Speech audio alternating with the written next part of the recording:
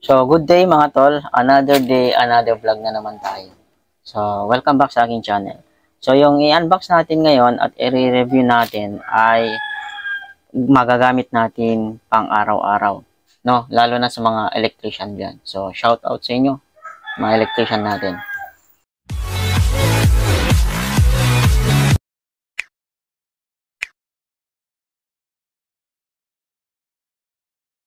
Ayun. So, tara, i-unbox natin tong product na to. No? Ayan. So, yung kinuha natin product, para sa trabaho natin, gagamitin natin sa work natin. No? So, tamad na kasi akong hinahawakan lang yung tools ko. So, bumili ako online ng isang tools bag. Bale, ito siya. No? So,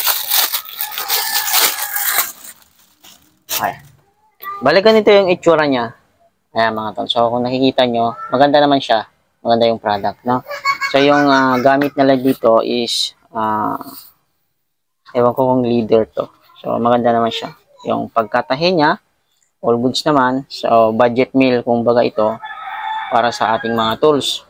Na. Ayan. So, may packet siya dito. Ang daming packet. Isa, dalawa, tatlo. So, madami siya.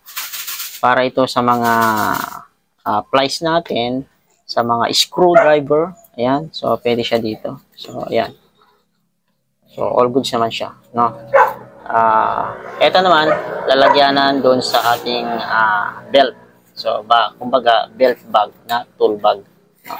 So, lalagyan ko lang siya ng tools para may pakita ko sa inyo kung gaano siya kalupit. No?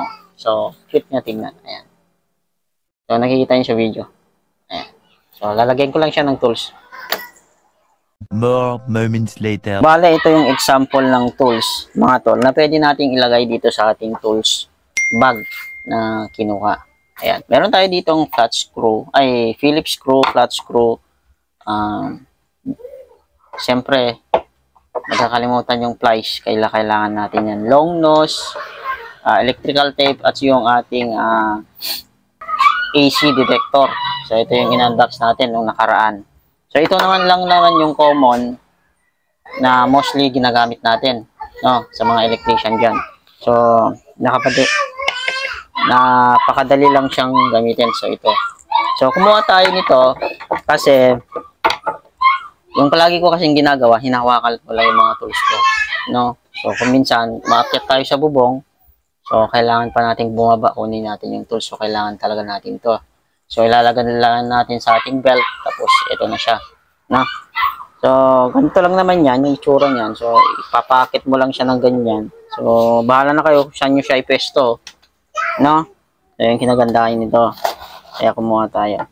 Sa mga plies, kung hindi siya kasya ng paganyan, mga tol, o di, ilagay mo ng ganyan, no? Ayan.